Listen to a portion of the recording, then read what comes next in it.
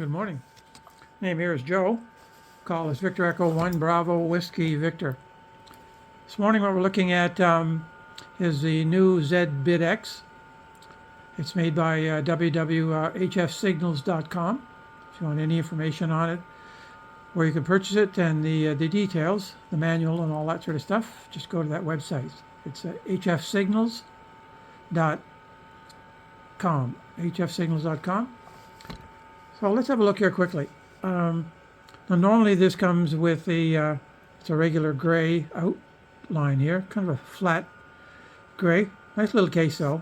But I decided to make a new faceplate.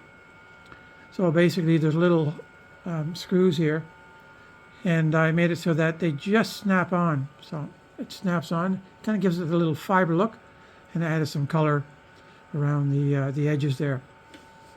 Protects the screen a little bit because it's also inside there. Anyway, what we're looking at this morning is the FT8 mode. Right now you can see it decoding. Codes very well. Let me turn down the audio here.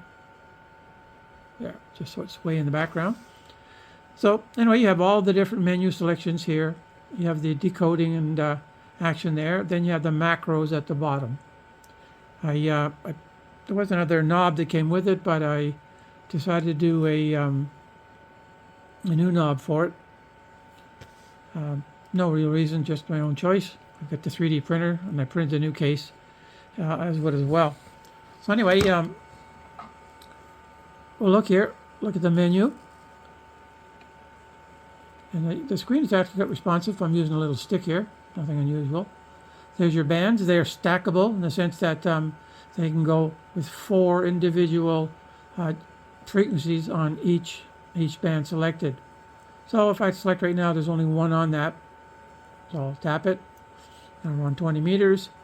I choose the mode. I just tap on up here.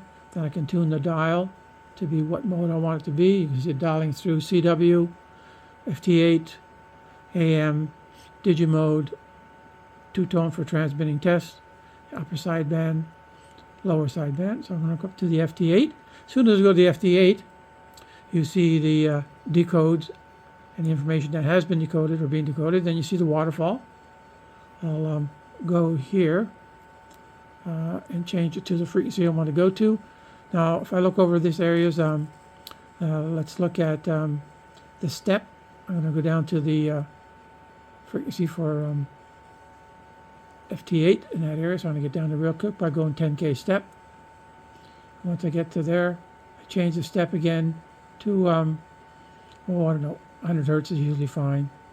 So I tap on the frequency because that's the control area, wherever the white box is. So you see me going here, and there's FT8. There's the FT8 signals. I'll just turn the audio up for a second. It's a little hard when I'm holding the reed. There we go. And regular FT8 type noise or sounds, depending on look at it. And so as you go across each one, you can change the modes depending what it's for. In this case, it says modes there. Hard to read when you're looking at it. Your drive for your transmit power, your IF or your AGC gain. When you're running FT8, normally you have your AGC off. And if you go into the menu, right there, it says AGC off. You have VFO-A and VFO split. So if I go here now, that's the frequency I was on before. I don't know if there's anybody else around this morning. Let's have a look here. Just have a quick look.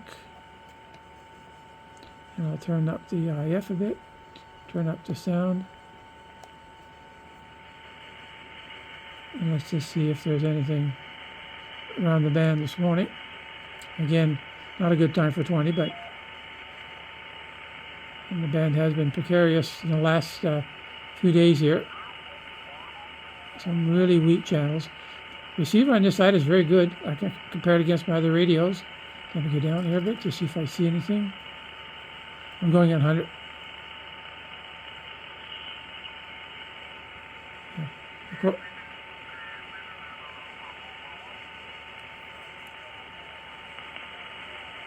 Yeah, very, very weak. So let's just go back to 38. See if there's anything reasonable here.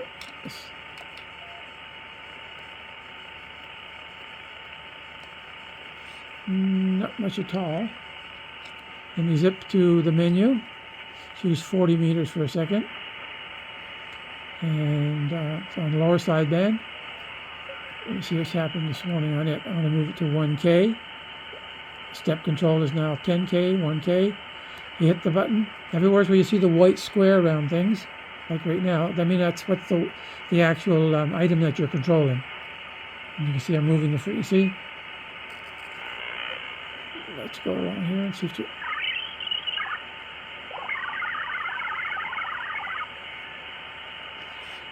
Okay. Of course, you just stop talking. Again, it's 11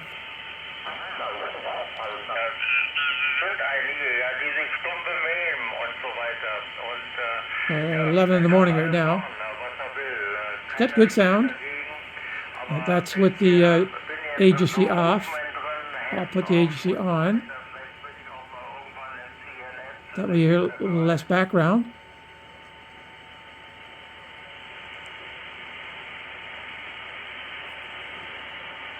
Let me see if we'll talk again.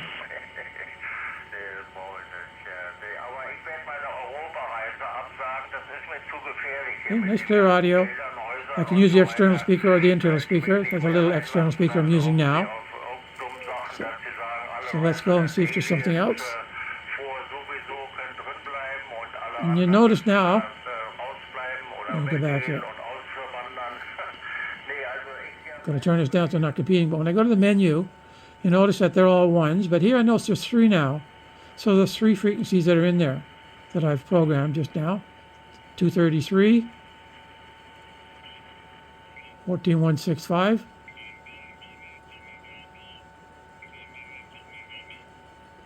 You go here. Someone talking over here. And I go back. I'm back on FT8. So I'll go back on, that was FT8 on 20 meters. Now I'm going to go back to the 40 meter. Keeping the audio down here. But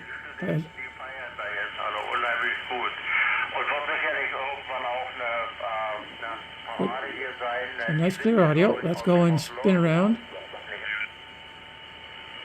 153, 208, 220. I think most of the nets are finished this time of day. And this is an all band QRP, 5 watts output. So it goes into the ampere bands, and of course we'll go into all the other frequencies in between. So let's go down here again. I've made some voice contacts and have had good reports. There's a couple of people I thought I heard. Pretty weak.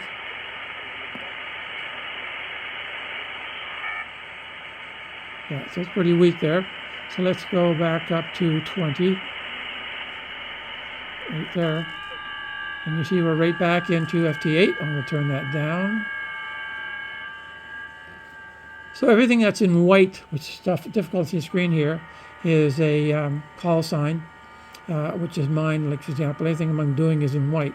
CQ is a white. Again, that's the macro down here. So let's go in here, look at the log. If you hit the word open, it automatically records the log for you. The time, the date, the mode, the call, and the signal report. And that's put into a Zbitx.db, which you have to convert in order to use it to the DIF mode or type. Okay, let's put that back there. And that what gets filled in here.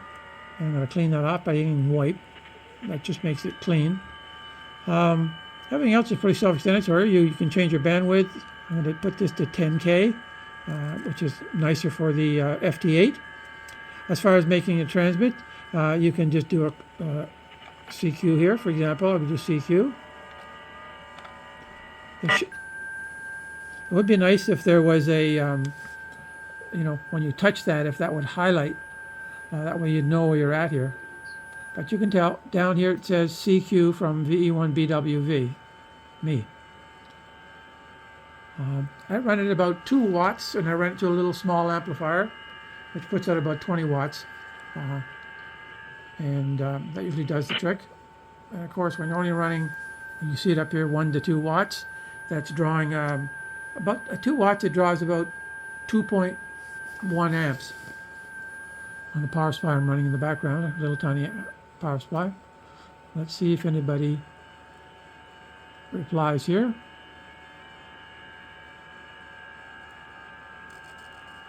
Gotta make sure that, let me have a quick look here. The split, oh yeah, take the AGC and turn it off. There we go.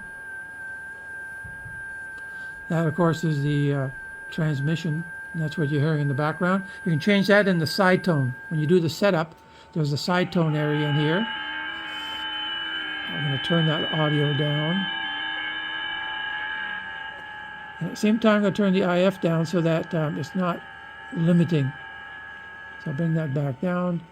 I find normally around 50 or so.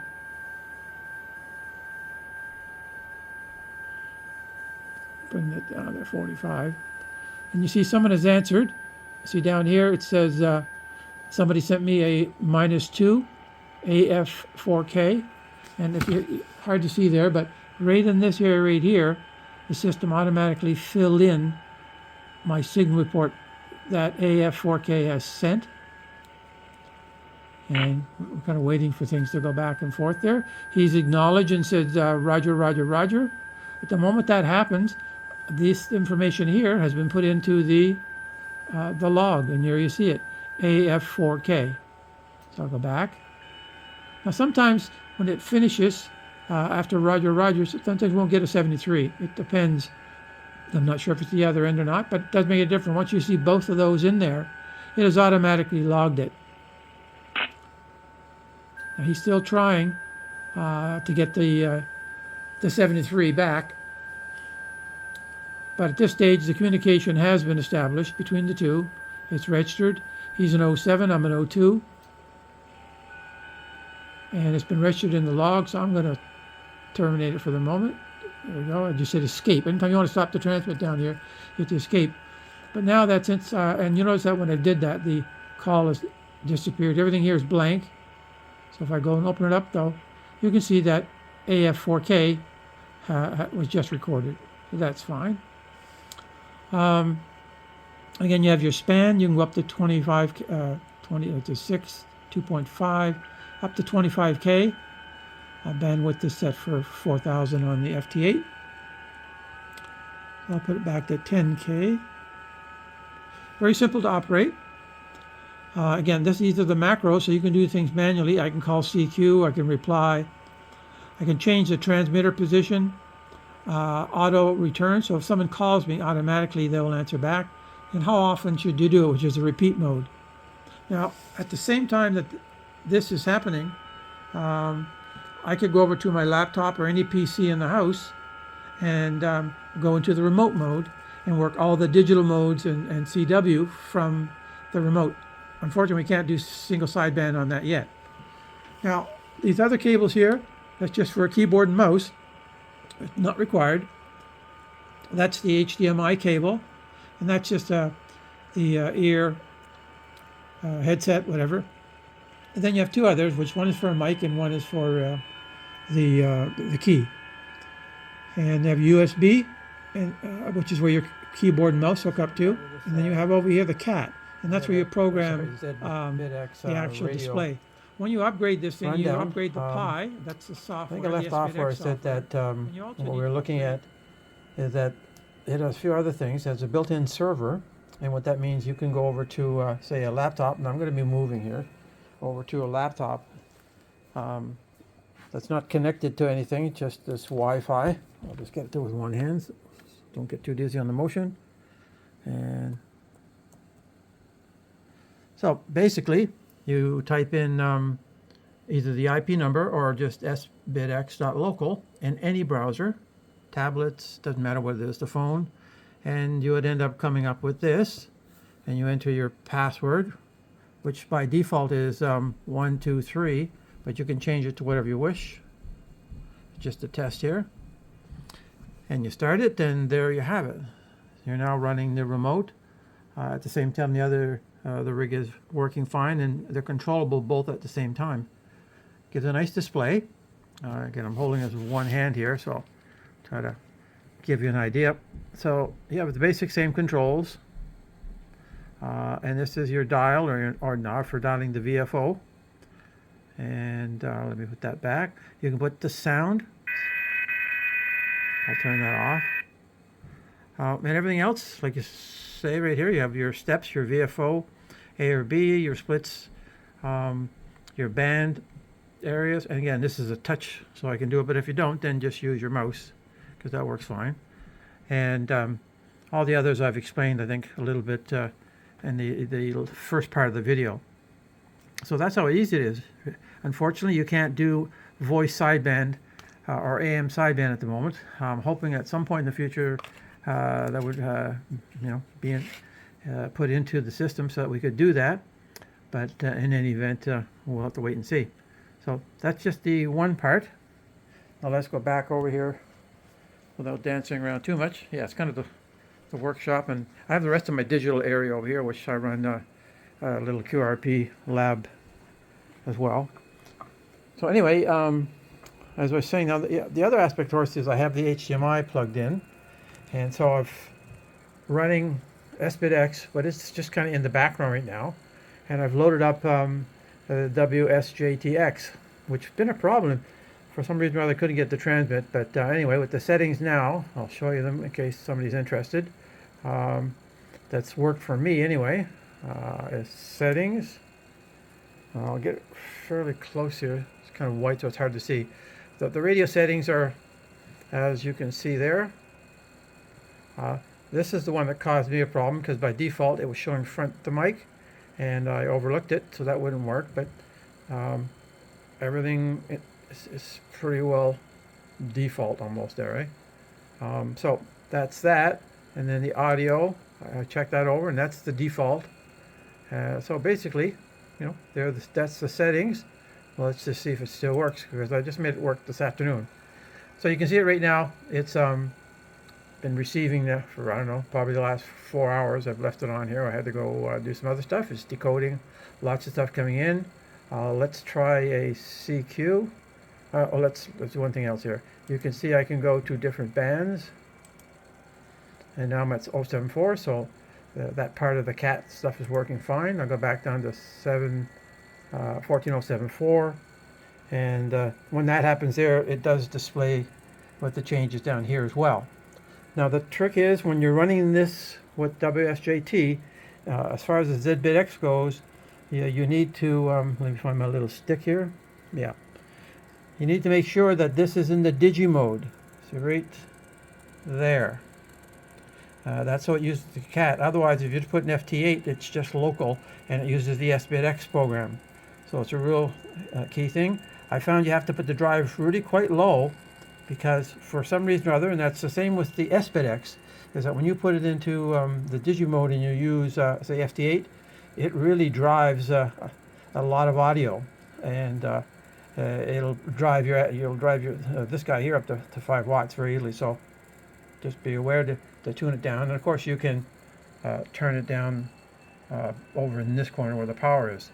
So let's just look here. I'll take that off. Just reach over here a bit. I like the WSJT when you got the right size screen. Obviously it's easier to see in the physical size. So I'll just erase that. Enable the transmitter, and we'll see what happens here in a minute. It's waiting for the next roundabout. We'll see if it works here. So waiting for a transmit. That's interesting. Oh. Now that is really interesting. Oh yeah, there you go. I don't hear it because I got the side tone turned down really low. There you go. See, there's the transmission. In my case, I'm putting about 40 watts right now. And I'm going to wait for a second. And I think the tune works itself. Let me look here. Yeah, there's the tune. And you can see the RF going out. And you can see right now, way over here, it's putting out about 47 watts. I'll just kind of make this slow for you so you won't get dizzy. Take the tune off. And let me see any CQ. There's a CQ. Let me see if I can get them. Double click on it. Nothing new here, just WSJT stuff. But I'm glad to get that working. Keep on going here. I was just waiting for that interval. Oh, I got to enable the transmitter here. That would help. Wait a long time if you don't enable it. Okay, we're just about to see here. Wait till she transmits one more time. I only tested it a few times. There she goes. She's sending out CQ. There's the RF. That's putting out 2 watts at the moment. That's the lowest I can put it. You can see the drive. But that's putting about 40 some odd watts out at the little amplifier I have on the other end. So that's working. I'm just going to halt that for the moment. A little heat sink I'm looking at putting on the back. You know. So as I've been playing with the thing, I decided to make up a bunch of dials. Kind of get carried away, I guess, but all sizes and everything else. But when you got a 3D printer, that's what happens, eh? And the HF signals released the the case, the STL files for doing 3D print. So I printed a new case with this carbon fiber look with some yellow outlines. You know, now they've designed the physical case. It's very well designed. It's in 1, 2, 3, 4, 5 pieces, one for each side, and it just disassembles. And of course, you put the back on. So that's just the top here, that sort of thing. So I thought, well, since I'm doing that sort of thing, I thought instead of changing the original one, which is kind of a flat case and flat bluish look, I made a faceplate, really thin. And so the faceplate actually goes on top of the existing rig, and that's what you see over here, in case I never made a point about it, but that is just a little faceplate, and there's little screws that stick out here. So I made the holes on the new plate very thin, and it just snaps in. You take off the knob, and there's a little screw here, or a nut, whatever, and that's it. It holds it on really perfectly. So that way you can change the faceplates depending on your mood, if you ever get into that sort of stuff. So I made, this is an interesting 3D print, I guess you can see. It's got the multicolor built in. And then I think I made one more, which is a gray carbon fiber type look. So I mean, it's very nice of HF Signals to release this so we can experiment. And again, I mentioned the knobs, but the particular knob that I decided on was this type of knob. And if you notice that circle inside there, well, you make the rings whatever color you want. So I finally settled on the silk colored red, whatever. Anyway, so there you go.